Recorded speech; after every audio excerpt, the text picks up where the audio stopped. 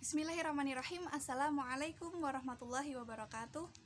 Alhamdulillahirabbil alamin. Assalatu wassalamu ala asrafil anbiya'i wal mursalin wa ala alihi wa ashabi ajma'in.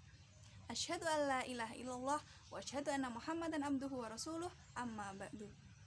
First of all, let's pray and thanks unto our God Allah Subhanahu wa taala who has giving us mercies and blessing. Secondly, my salawat and salam always be given to our Prophet Muhammad sallallahu alaihi wasallam, who has guided us from the Jahiliyah era to the Islamiyah era, namely Islamic religion, to the better future life. Sebelumnya perkenalkan, saya Hanifah Jilan Fatihah dari kelas 12 SMKIT Al-Huda Wonogiri akan menyampaikan sedikit kultum dalam rangka mengerjakan ujian praktek pendidikan agama Islam. Saudara-saudariku, bicara soal hati, hati merupakan pengendali utama dalam diri kita. Dalam artian, apabila ia baik, maka akan baik pula perbuatannya, dan apabila ia buruk, maka akan rusak pula perbuatannya. Oleh karena itu, menjaga hati dari kerusakan ini merupakan suatu keniscayaan yang wajib. Perihal perusak hati telah disampaikan oleh Imam Ibnul Qayyim rahimahullah bahwa terdapat 5 hal yang dapat merusak hati, antara lain: yang pertama, banyak bergaul dan berteman dengan orang-orang yang berakhlak buruk. Bergaul tentunya merupakan sebuah kebutuhan bagi kita sebagai makhluk sosial. Namun, dalam hal ini, kita tidak hanya bergaul dan berteman saja. Kita harus bisa pandai memilih teman yang baik. Karena apa? Karena apabila kita mendapatkan teman yang buruk, maka teman yang buruk lambat laun akan menghitamkan hati kita. Teman yang buruk yang selalu bertentangan dengan ajaran dan syariat Islam, lama-kelamaan akan melemahkan dan menghilangkan rasa nurani dalam hati kita. Bahkan teman yang buruk lambat laun akan membuat kita larut dalam mengikuti segala keinginan mereka yang mungkin itu dapat berdampak negatif kepada diri kita.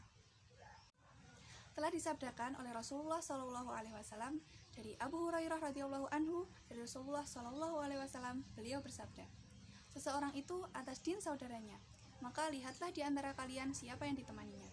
Hadis riwayat Ahmad. Hadis tersebut menjelaskan apabila kita ingin melihat kualitas agama seseorang, maka cukuplah kita melihat dengan siapa ia berteman. Apabila teman-temannya itu adalah orang-orang yang salih, maka insya Allah ia pun akan baik.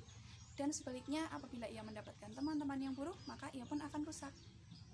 Maka dari itu, saudara-saudariku, pandai-pandailah dalam memilih teman. Pilihlah teman yang baik, yang dapat saling mengingatkan kita dalam hal kebaikan.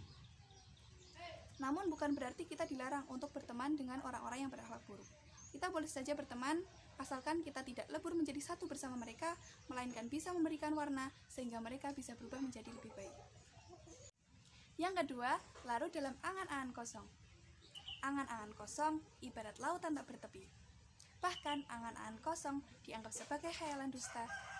Perihal angan-angan kosong atau khayalan dusta, sungguh ini merupakan tipu daya syaitan.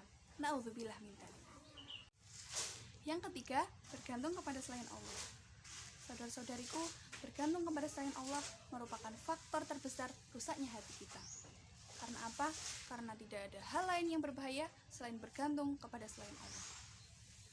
Hal ini merupakan salah satu dosa besar yang tidak akan diampuni dosanya oleh Allah Subhanahu wa taala. Na'udzubillah min dzalik. Sebagaimana firman Allah dalam Quran surat Al-Isra ayat 22 yang artinya, janganlah kamu adakan Tuhan lain selain Allah agar kamu tidak tercela dan tidak ditinggalkan Allah Subhanahu wa taala. Yang keempat, makanan. Mengkonsumsi makanan yang dapat merusak hati di sini dibedakan menjadi 2 jenis.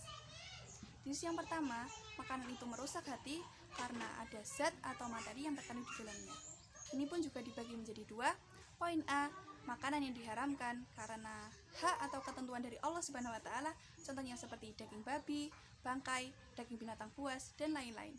Kemudian poin B, makanan yang diharamkan oleh sebab hak hambanya, contohnya seperti barang curian, harta rampasan, dan lain-lain. Kemudian, jenis makanan yang dapat merusak hati yang kedua adalah apabila kita memakan makanan secara berlebih-lebihan. Allah Subhanahu wa taala tidak pernah menyukai apapun yang berlebih-lebihan. Apabila kita makan secara berlebih-lebihan, maka otomatis badan kita akan kenyang, perut kita kenyang. Dan apabila perut kita kenyang, hal itu akan membuat kita berat, bahkan malas dalam melakukan apapun, terutama ibadah. Dalam kondisi seperti ini, jiwa kita akan sangat mudah diperdaya oleh yang namanya syaitan. Yang kelima, sekaligus faktor penutup, hal yang dapat merusak hati kita adalah banyak tidur. Adakah di sini teman-teman yang suka atau sering tidur? Banyak tidur memiliki banyak dampak negatif untuk diri kita. Banyak tidur dapat mematikan hati kita. Selain itu juga menghabiskan banyak waktu, memenatkan badan, bahkan membuat kita sering lupa dan malas untuk melakukan apapun. Di antara tidur itu, ada waktu tidur yang sangat dibenci oleh Allah Subhanahu wa taala, yaitu tidur pada waktu ba'da subuh sebelum matahari terbit dan ba'da asar menjelang matahari terbenam. Sedangkan untuk tidur yang berdampak positif dan bermanfaat bagi tubuh kita adalah tidur yang sesaat, di mana tidur itu sangat dibutuhkan oleh tubuh kita. Demikian 5 hal yang dapat merusak hati. Semoga kita selalu dijauhkan dari hal-hal tersebut. Dan semoga apa yang saya sampaikan pada kesempatan kali ini dapat bermanfaat bagi kita semua. Saya akhiri sekian. Apabila ada salah dan hilaf, saya mohon maaf. Ungdur maqala wala tangdur man qala. Wabillahi taufiq wal hidayah. Wassalamualaikum warahmatullahi wabarakatuh.